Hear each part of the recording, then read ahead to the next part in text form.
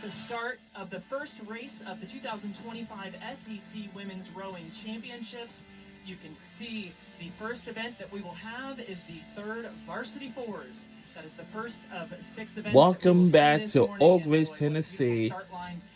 We're about to get started on this race. The air is cool and the wind is low.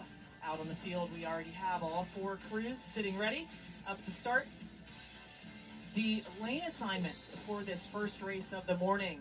The lanes run as the referee. The boats that will be following these crews would read will be left Oklahoma, to right. So as the referee Alabama, would see, Tennessee, that and means Texas. lane 2, Those 4 Alabama can will battle be on up the to see right, who's going to be in and first lane place. 3, I heard that Oklahoma the will be Longhorns the next are crew the in. new Following SEC them in lane champions. 4 is Tennessee, So that they and in do, lane 5 hey. will be Texas.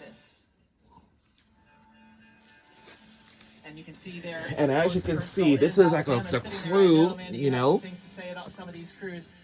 What do you see out there in that Alabama 4?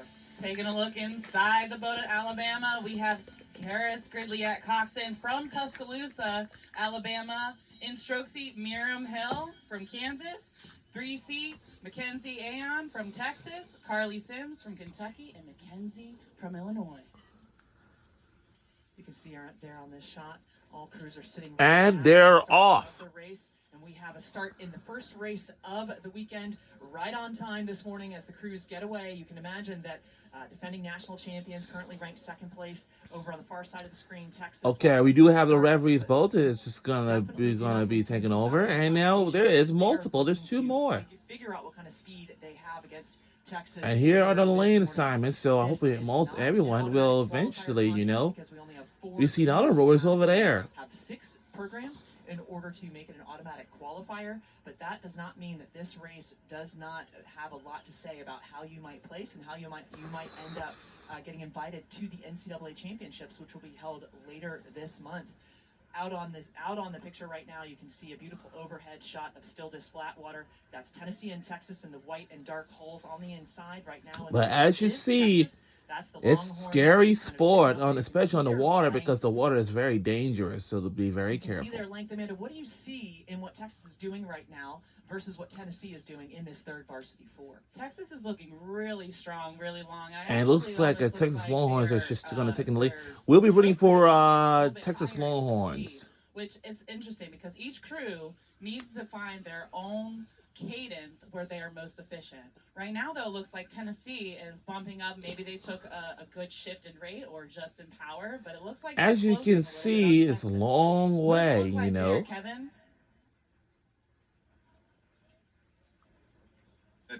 40 strokes per minute and settled to 37, and Tennessee about the same, 40 and 37. And now Texas is at, looks like about 36 strokes a minute. Wow. They are starting to stretch out a little bit. And Tennessee is keeping their rate about 36, 37 strokes per minute. Kevin Stewart is a reporter of this for the SEC rowing, the SEC Women's Rowing Championship. Trying to establish themselves right now at about just past the 500-meter mark, and Tennessee's trying to hang with them. So when you talk about, but as you see, settling, Kevin, from their starts these into their base 4 rhythms, teams what do you mean by want to battle to win that trophy, you know. We today we will be rooting for the Longhorns, like Texas Longhorns. Are you seeing in their rowing right now? I'd say by the time we get meters ago.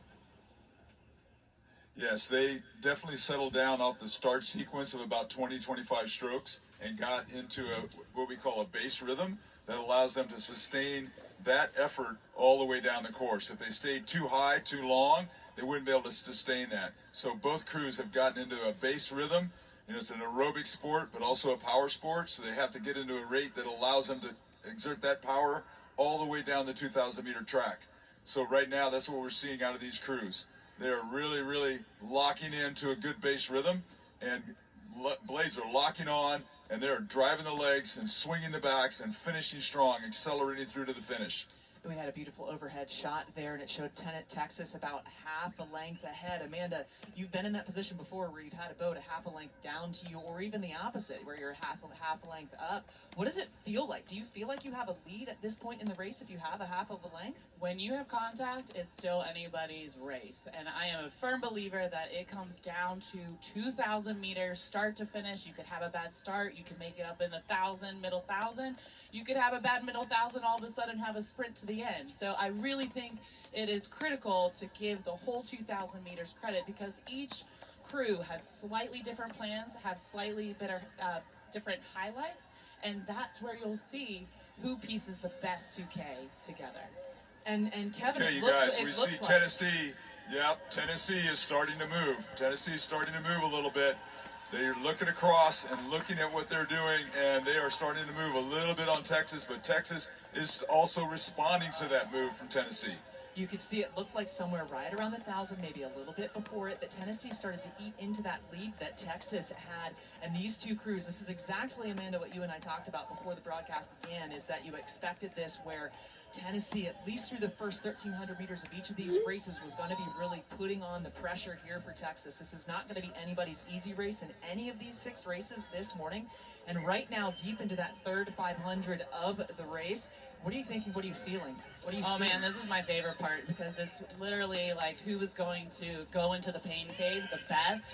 And it is still anybody's race right now. Tennessee could take it early and decide that their sprint could catch Texas.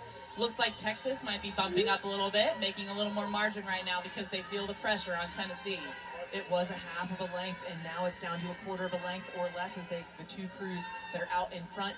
Texas currently in first, Tennessee currently in second. Down below, we also have Alabama and Oklahoma. Down on the far side, Alabama ahead of Oklahoma right now. But as the two lead crews cross 1,500 meters to go, they're going to push reset. They're going to wind it up because they're nearly neck and neck as they cross 1,500 meters. That's a fraction of a second separating these two crews over this 2,000-meter, mile-and-a-quarter race. So in Tennessee's boat, Caitlin Bolton, their stroke. It'll be interesting to see with her experience. She got into the sport after seeing it on TV, and she's from Idaho, so there were no rowing clubs. So this is a very fresh, new sport for her, and this is where the experience, maybe, or lack of experience, could actually benefit that boat even more. Even if you have the experience, that means that you have the confidence to be a little bit behind and then maybe push you out in front, or the confidence to have this pressure put on you and keep the bow out in front. But then again, that inexperience lets you say, I'm not going to hold back. We're going to go right now. We're going to sprint early. The 4 does not travel as fast as the 8 does, so it is a longer race, a longer time, a longer amount of it's going to take you longer to cover the same amount of distance. And as these two crews are nearing that finish line, you can see those red buoys in rowing. Red means go. It's time to sprint. Can you think, Amanda, when you're sprinting, or what is it? What happens? What do you do? What's happening in there? You know, for me personally, it's just put your head down and do whatever you can to get there first. One. And right now, Texas is looking to hammer, but I mean, this angle, it doesn't give us a true of who is really in lead here. Texas still looks like they have a tiny bit of an edge, but Tennessee is still right there. And folks, let us remind you, 2 out of the 4 fastest programs in the country are on the water right now, putting distance between the other 2 programs. Tennessee looks like they want to come across in first. It definitely looks like Tennessee might have taken a little bit of the edge here. I've noticed that the stroke rate went up. Texas is still looking strong, but there's still time. And look at Texas just took a move, bumped it up, but it might not have been enough. Looks like those 2 crews may have traded places in that last 500 meters. Tennessee's move, maybe it was a confidence boost back around the 1,000 that showed that they could move the second half of the race just a little bit faster than Texas during that second half. You could see the coxswain there was raising her weight up there to make sure that the officials down at the end of the course were going to verify this race as true. And as soon as we have a clear result for you, we will bring that to you. The other 2 crews, Alabama and Oklahoma, still on the course right now. They will come across the line here just a moment, with Alabama crossing ahead of Oklahoma right now in the 3rd Varsity 4 race. This was the first of 6 races that we will bring to you here this morning from Melton Hill Lake in Oak Ridge, Tennessee.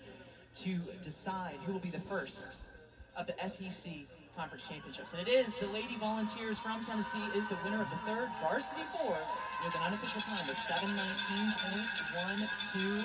Results are brought to you by HereNow.com. You can go to SECSports.com to look at the official results. Congratulations to Tennessee for bringing the first, as Amanda said, there can be only one first, the first win in the third Varsity 4 at the SEC Conference Championships.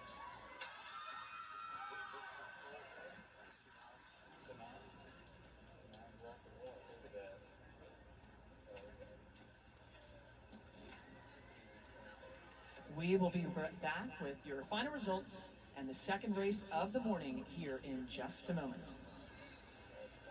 We'll be right back. Up next, Well, actually, the next race that is set to begin. we'll be right back. Hey,